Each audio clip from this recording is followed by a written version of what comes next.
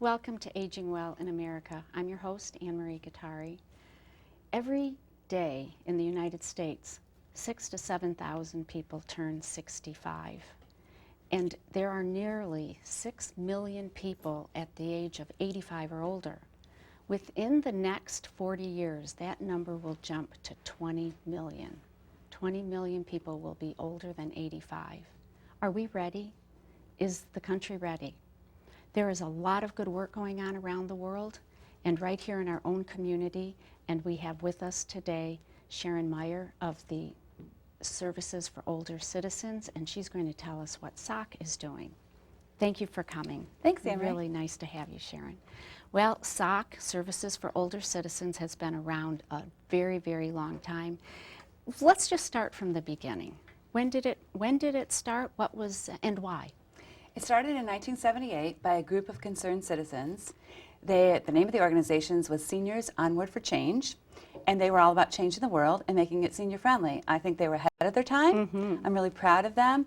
And I think that one exciting thing about SOC is that it started that way and it's continued that way for all these years. It's always been about concerned citizens in the community looking out for our seniors. So that's really the unique and amazing thing about this organization. So in some ways, it is like a community senior citizen center. It's a place where people go for programs, but it really is philosophically a lot more than that. Tell us a little bit about some of the programs and how they've evolved. Well, I think it's interesting that the programs evolve from our mission, which is to help seniors maintain their independence with dignity. So in some ways, like you said, it looks like a senior center. I always like to say it's a senior center on steroids. So our mission is to help seniors maintain their independence with dignity.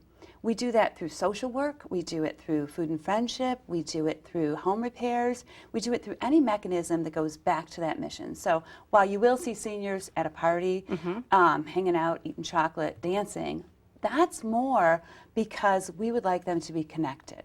So it's not just about the party, it's not ever just about the surface, it always goes back to what can we do to help people maintain their independence with dignity. That's a great line, independence with dignity, and there's a lot to that. Can you tell me about a couple of programs or even specific examples of where you think someone's independence and with dignity has really been accomplished through a SOC program? Well, I'll tell you a good one. Poker. Yeah. Who would think that poker could help you maintain your independence with dignity? This came from the community. People wanted to play poker. They don't gamble. It's this tournament style, which is even more exciting and elusive to me because I don't totally understand it. But what's interesting about it is they come every Monday and they learn it first. Many people don't know it. So here's independence of your mind. And then after that, there's 50 people in this group, and the connections and relationships are amazing. So independence by having each other look out for them. One of the seniors was not doing well. She got put in the hospital, and then her daughter did, like many daughters do, took her to come live with her, but it was in Ohio. The seniors planned where they would get together, bring the group of poker players down to her. Oh, no kidding. Real friendships. That is terrific. Real friendships that make a big difference. So poker's exciting and fun, and that's just an example of the kind of friendly programs we do. We also do home repair, which I think if you're not safe, you can't be independent. We've helped do roofs. We've helped do things as simple as a faucet, a dripping faucet. We've helped do floors, anything that can help the seniors stay in their home and also keep our property values up here in the Grosse Pointe and Harbor Woods. And how, is there a cost for some of these repairs? It depends on your income. So if your income is above $40,000, which is pretty generous for two people, then you pay fair market value. And our fair market value is actually better than if you and I went to the air conditioning guy and said, can you do it for us? Because we negotiate the price and we give him a lot of services. But we also have some federal grants where lower income than that, it can be subsidized and sometimes up to the whole cost of it, just to keep our community in good shape and these seniors safe. You mentioned one of your members going to live with her daughter, and that, of course, does happen an awful lot. So if that adult child's home needs some change, some rehab to make it more accessible for an elderly parent, for instance, putting grab bars in the bathroom, is that something you'll do even though it's not the senior's home, it's the adult child's home? Oh, absolutely, absolutely. And it's interesting you say that because we've noticed a migration back to Grosse Pointe. We've had young families that are living here, and now they're bringing mom. So we'll meet moms at SOC that didn't live in this community for years. Maybe they're from Chicago or they've been living in Arizona, and they come back, and then they need sort of to be reconnected. And there comes the parties and all those things so they can make friendships. Right, that's great. SOC is going through major changes. You've moved into temporary quarters and have more exciting news on the horizon. Tell us what the vision is, excuse me, ultimately for SOC. You know, the vision is we will be moving into the Newberry House, which is the nurses' residence on Ridge Road. And I should back into that to say, when I said that SOC was started by concerned citizens, the idea for us to move here and the whole concept of this building came from the community. It wasn't my idea, although it is, I think it's a brilliant idea, but I certainly cannot take credit for it. It came from the community. We went out and we did focus groups in the community.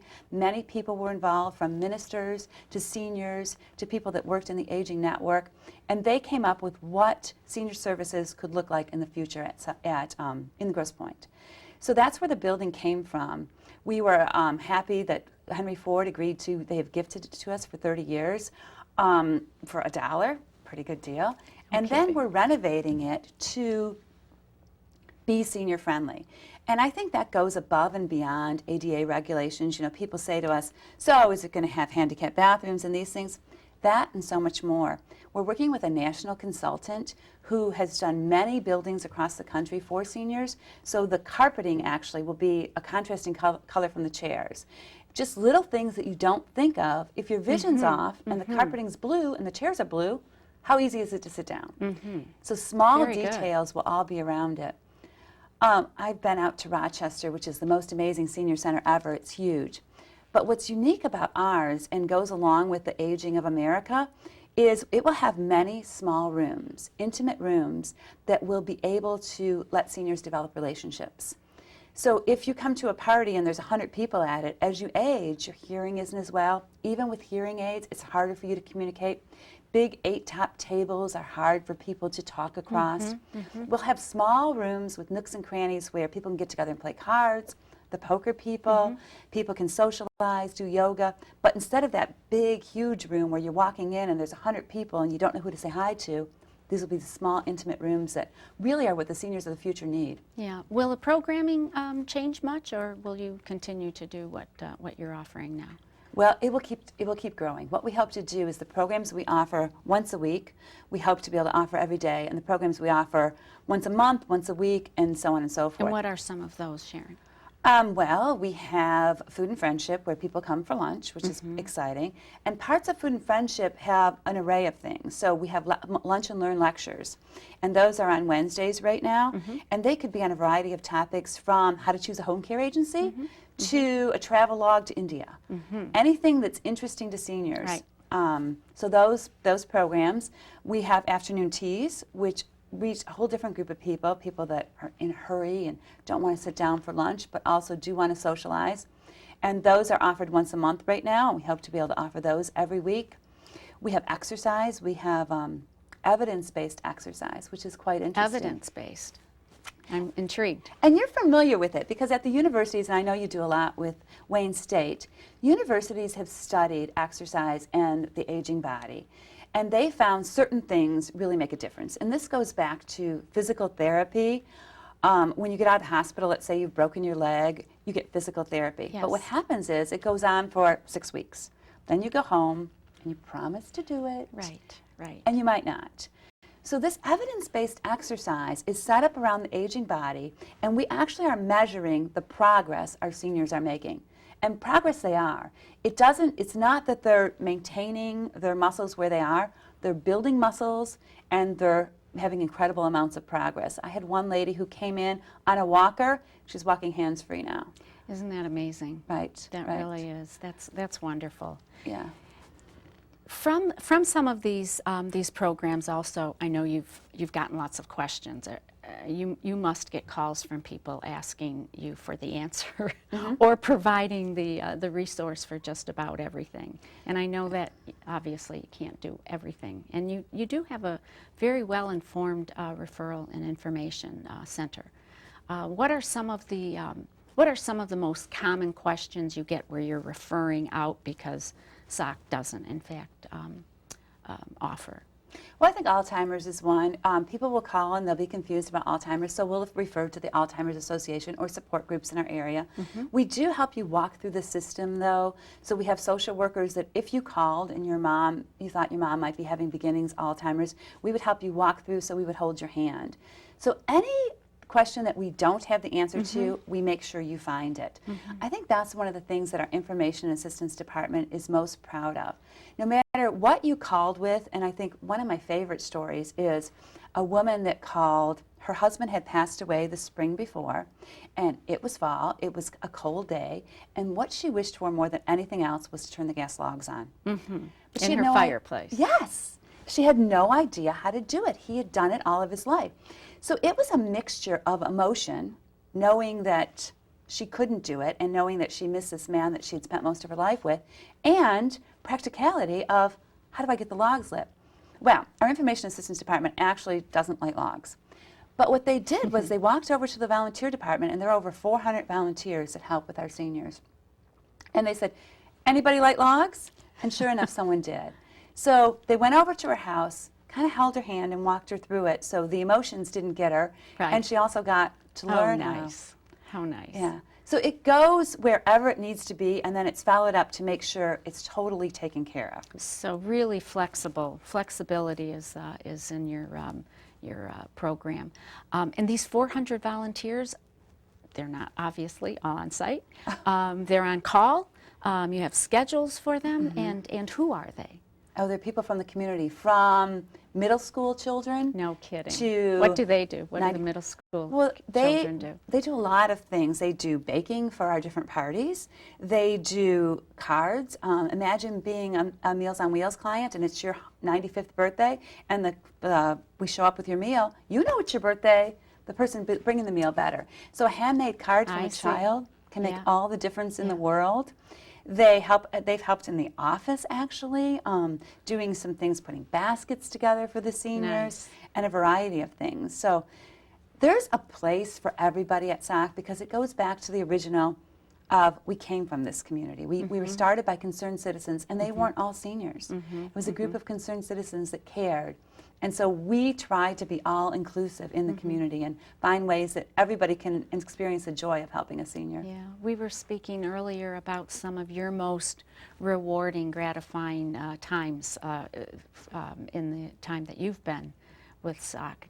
Tell us a couple of stories. They're always fascinating. Well, you know, it goes back sort of to why I'm at SOC. Originally, I came, you know, I had a degree in business communications, and that's why they hired me. But the reason I came was when I was 15 years old, during the night, it was midnight, and I was sleeping, and I heard an ambulance outside my house, and they had come to take away my father. He had passed away. Oh, my. And my father was our family caregiver. My mom had multiple sclerosis ever since I was young, and by the time I was in second grade, she was in a wheelchair. So all of a sudden, my dad was taken away in this ambulance in the middle of the night, and I was in charge. And to tell you the truth, Anne-Marie, I did not do everything perfectly. That's the truth. At 15 years old, my goodness. I tried, but you know, I didn't cut the lawn quite as well as some of my neighbors would have liked. I couldn't even drive to get my mom to the doctor. So I go back to that original thought with every program that we do, and I think, how would this have helped my mom, and what difference would it have made? So I see these things. Our grass cutting service, yes, we would have still had pride in our home in the neighborhood. You know, I see it constantly where we had a senior with asthma who needed her air conditioning fixed at 6 o'clock at night. We were able to do it. But I always see my mom in everything that I do, because you know, I was blessed, I guess, to be a caregiver when I was 15. But it also comes to my work every single day. So yeah. What a story. That's a beautiful story. Thanks, and it's really why I'm here, and it's why I stay, and why SOC means so much to me. Yeah, I can understand that. So many of us come to this work, to this field, if you will, through personal experience. You mentioned also earlier that you are seeing adult children who are taking in their elderly parents, and the parent may live elsewhere and they're bringing them back to the community. Again, how is that, what kind of impact is that having on SOC, and what impact is SOC having on them? Well, we think of it as an opportunity because we're here to help, and it goes across the board wherever we can. It's amazing, and I think that one of the big things, and I'm sure you know this, Anne-Marie, from dealing with senior services in general, is the language is something totally different. Yes, it is. Medicare and Medicaid, people can't distinguish what they are in their heads, and to understand how it works, just understanding the language of aging is a whole process. So the Information Assistance Department will help caregivers, family members walk through that. And when it gets more complicated than general questions or how to turn my fireplace on, they will refer them to social workers. And we're blessed to have a relationship with Wayne State University where we have social work interns that work right with our social workers to help people work through this process. So we don't limit the time. It's not as if you came and you had 90 questions and we'd say, 87, you're done. Right. It's the humaneness of let's work through it till you figure out where you need to be and understand the system, because the system is just like when we sent our kids to kindergarten. We needed to learn how it all worked. And the same thing happens as you're aging. This is a whole set of different things that are happening, and we need to be aware of it. We need to help the caregivers. So we're definitely there for them in any way we can. Yeah. Your social workers, they're interns or they are degreed social workers, or both? We have both. We have two. We have two social workers on staff that are social workers, and then we also have social work interns that come to us every year, and they will do things like assessments for the seniors, friendly visits where they're doing more than just visiting. They're watching for changes and helping the family with that. They'll do a variety of kind of the basic work that helps our social workers be able to do the nuts and bolts of it. Okay, great. So SOC sends people into the community, and you welcome people to your doors. Absolutely. Transportation, obviously, is one of those obstacles that could keep people from attending a class or coming for a social event. There are some transportation options, a couple of them, I think. We have great transportation in Grosse Pointe. It's called the Pointe Area Assisted Transportation Service, and they do door-to-door transportation. I think it's $1.50, which is amazing, but that's for everyone, every senior and any special needs or handicapped person that's not a senior. It's great. But if there's a special instance, and I would say this counts as a special instance, your mom just moves to Grosse Pointe, you are at work, and she really isn't brave enough to come to the party, but you know she needs to make friends. We can get an escort driver, which are volunteers, to come and bring mom, sit with her at the party, and help her socialize with this group. And now then she'll develop relationships after that. But these escort drivers also do, if your mom, let's say she has to have chemo, and you're also at work and you can't sit with her for the whole appointment, they'll do that as well. They'll take her, and so any special needs seniors that have needs that aren't just door to door, we have volunteers, I think there are over 40 of them, that are on call to do this. And they, I have to say, feel blessed to do it. So it's not as if this is a burden to them, sitting for chemo with someone for 3 hours. They know what they're getting into, and they're willing to do it. Yes. So that just shows the love in this community for our senior population. Are they able to transport people who are in wheelchairs? Are they skilled in that, or are you able to get additional assistance? We have some that will do wheelchairs and some that don't. So it just depends on the actual volunteer. And we match them much individually. So, and it's actually a volunteer that matches them up. So we could not do all that we do without volunteers. Yeah, what a terrific organization. Thanks. So over the years, you have evolved. How small was SOC when it first came to life in 1978? Was it? I'm sure it just I can go to budget. I'm not all about money because I think it's more about what we do. But I'll tell you that when I came to SOC in 2001, the budget was $200,000, and now it's $1 million. So that's just. And I don't want to lose sight that those dollars mean services, and they mean 10 times more services than actually those dollars.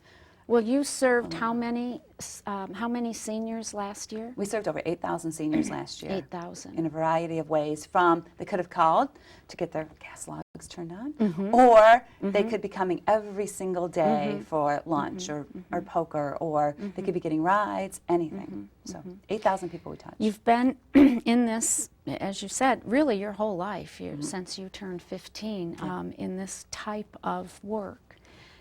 Where do you see things going, Sharon, when you look to the future and you think about this aging population and the statistics and the numbers? I'm assuming you've got a bit of optimism. Oh, absolutely. Tell us a little bit about where you see all of this going as we all age. Well, I think it's exciting that the baby boomers are coming because they have changed everything wherever they went. So that's probably the most exciting thing for senior services. And it will help people begin to prepare for it earlier. You and I discussed this before the show today.